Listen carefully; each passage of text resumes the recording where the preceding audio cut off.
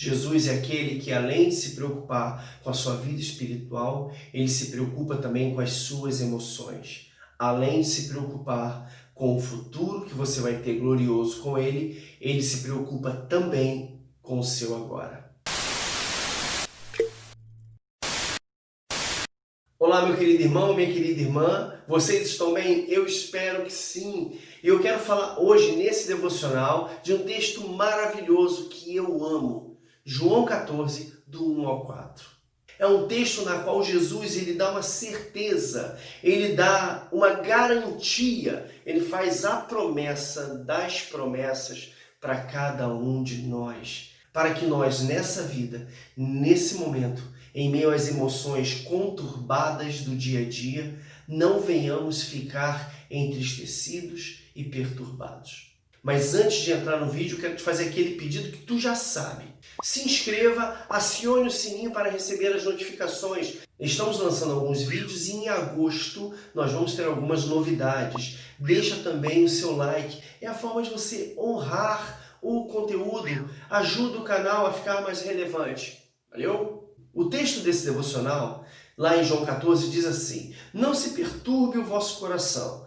Creia em Deus, creia também em mim. É Jesus falando com seus discípulos. Na casa de meu pai há muitas moradas. Se não fosse assim, eu teria dito, pois eu vou preparar lugar. E se eu for e vos preparar lugar, virei outra vez e levarei vocês para mim, para que onde eu estiver, estejam vocês também. E vocês já conhecem o caminho para onde eu vou. Esse texto está num intervalo entre o momento que Jesus lava os pés dos discípulos e logo na frente ele faz aquela oração linda de João 17. Depois dá assim início ao processo de sacrifício do Senhor, na qual ele seria preso, humilhado, julgado, apanharia e depois seria crucificado, morto. Porém, ele ressuscita. Mas nesse momento, ele está falando com o povo num momento muito difícil. O clima era de muita tensão, pois os sacerdotes e fariseus estavam tramando a morte de Jesus. Os judeus continuavam incrédulos, mesmo diante de tantos milagres maravilhosos e de ensinamentos tão profundos. A tensão aumenta quando Jesus lava os pés dos discípulos. Uma coisa que não era normal o mestre fazer, na verdade o mestre era cuidado pelos seus discípulos. Ele revela que Judas Iscariote seria o traidor. Comunica de forma súbita de que está indo para o Pai, de que iria morrer, e diz que Pedro, aquele que seria o grande líder, negaria Jesus 3 vezes. Pensa na tensão do momento. Jesus está a caminho da cruz, da agonia do Getsemane. O seu coração já está começando a angustiar-se, a perturbar-se, o espírito muito angustiado. E nesse momento, na qual os discípulos deveriam consolá-lo, dar uma força para ele, é ele que lança essa palavra de consolo para os discípulos. É ele quem conforta e instrui. Diante de toda essa tensão, Jesus traz alívio e conforto para os corações dos discípulos, os corações que estavam perturbados. Nos corações, os sentimentos e as emoções, inclusive a fé, são muitas das vezes pegos de surpresas por conta das tempestades da vida. E nós gravamos um vídeo falando sobre essas tempestades. Vai aparecer aqui em cima, você clica lá e assiste depois desse vídeo. Jesus é aquele que, em meio às perturbações do coração alheio, no coração dos seus discípulos, ele traz um alento, ele traz um consolo, porque nenhuma tempestade na nossa vida vai anular a bondade de Deus. E ter um coração turbado é a coisa mais comum desse mundo. Atinge pessoas de todas as classes sociais, de todos os credos, de todas as idades. Basta um momento de muita dificuldade, você vai e fica com o coração perturbado. Há uma perturbação dentro de você. Um coração se perturba por pressões de fora e por temores de dentro. Até o cara mais crente, mais fiel, ele tem que beber muitos cálices amargos entre a graça e a glória de Deus. Na vida teremos aflições, mas é para ter bom ânimo. Se nós formos olhar o contexto, nesse momento os discípulos estavam tristes, porque Jesus disse que partiria. Eles iriam ficar sós, sem o seu mestre. Eles estavam envergonhados, porque num determinado momento eles simplesmente foram tão egoístas a ponto de querer saber quem era o maior entre eles. Aí logo depois Jesus vai lá e lava os pés deles, dizendo que o maior seja aquele que serve. Uau! A mente explode, cara. Estavam também perplexos com a revelação de que Judas Iscariote seria o traidor. E Pedro negaria. Pensa na perplexidade deles. Um de nós aqui vai trair? Meu Deus! Estavam também com a fé abalada, pensando o seguinte, diante disso tudo, nós sabemos que ele é o Messias, como é que pode assim o Messias ser traído, ir preso e morrer? E isso traz uma crise de fé.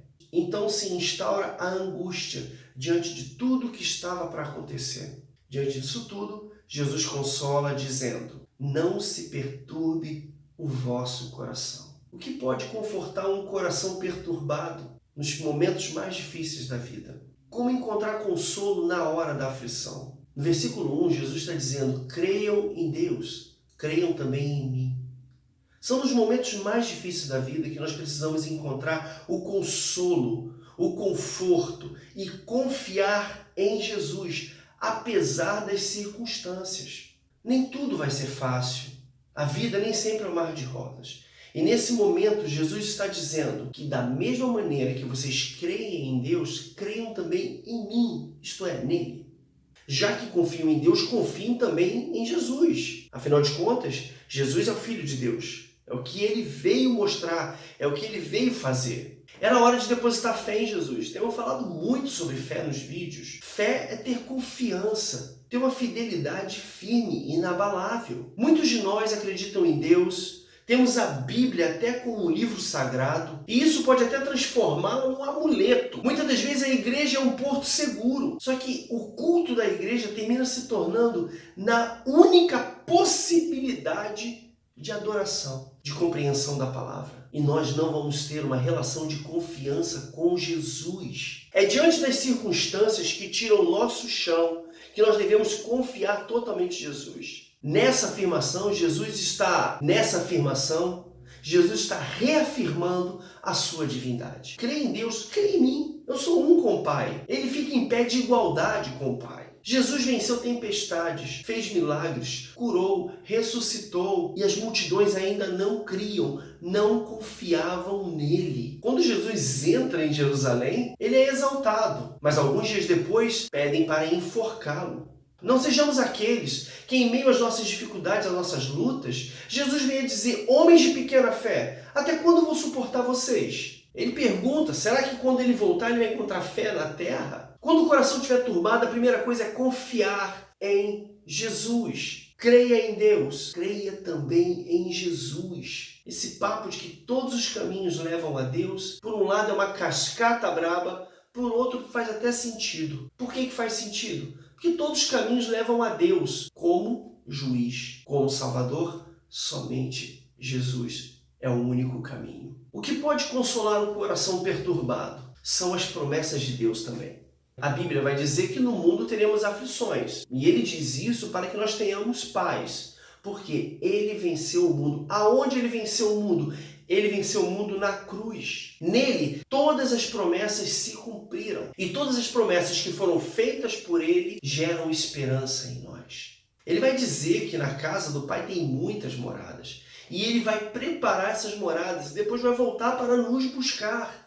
Que promessa gloriosa, que promessa maravilhosa. Só isso já bastaria para que nenhum coração ficasse perturbado diante das dinâmicas de dor da vida. Ele está falando da casa do Pai, do céu. Lá tem muitas moradas. E a cruz e a ressurreição confirmam essa promessa. Devemos entender que na jornada cristã vai haver dor, vai haver sofrimento, vai haver cruz. Porém, o fim é a glória, é a salvação. O céu, o lugar seguro, sem choro, sem ranger de dentes. Lembrando que a nossa leve e momentânea tribulação produz um peso de glória. Ele diz que vai voltar. E esse é o terceiro pilar do cristianismo. Jesus vai voltar. Podemos falar melhor sobre isso em outro vídeo. E ele volta para nos buscar e ficarmos eternamente com ele. Nada, nada, nada nesse mundo pode se comparar com essa promessa.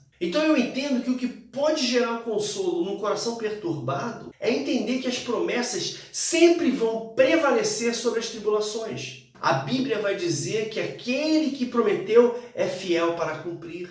E ele vai dizer assim: e vocês conhecem o caminho para onde eu vou. E depois que ele diz isso, levantou-se questões. Tomé disse: Senhor, não sabemos para onde vais, como podemos saber o caminho? Jesus vai responder para mim um texto mais lindo, um dos mais lindos da Bíblia. Eu sou o caminho, a verdade e a vida, ninguém vem ao Pai senão por mim. Ele é o caminho, ele veio para ser o caminho está preparado. Agora entenda uma coisa, que ele preparou 11 pessoas despreparadas. Por mais despreparado que você se sinta, entenda que você está preparado, porque o caminho já está preparado. O caminho está pronto, o céu está pronto, então entenda, você está pronto. Ah, mas eu vivo em meio a muitos pecados.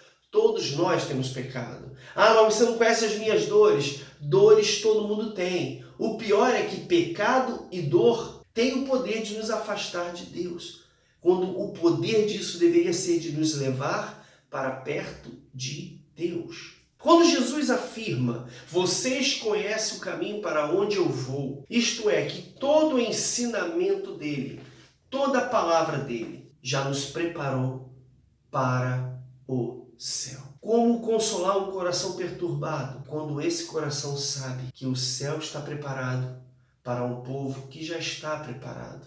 São as dinâmicas da vida e muitas das vezes as religiosas que vão te dizer que você não está preparado. Porém, eu estou aqui para te dizer que sim, se você crê em Jesus, se você se batizou ou tem desejo de se batizar, se você confessa Jesus publicamente como seu Salvador, ele vai dizer, confessará o seu nome diante do Pai e dos seus anjos. Você está pronto, sim.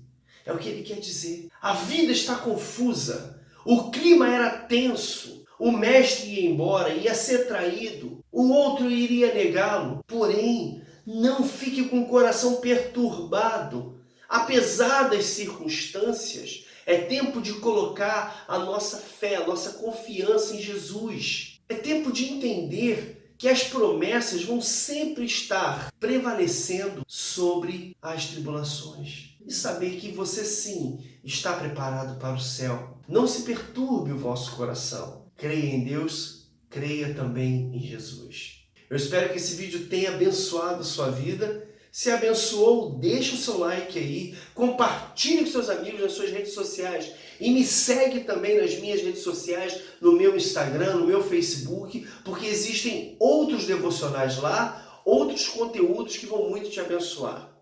Até a próxima!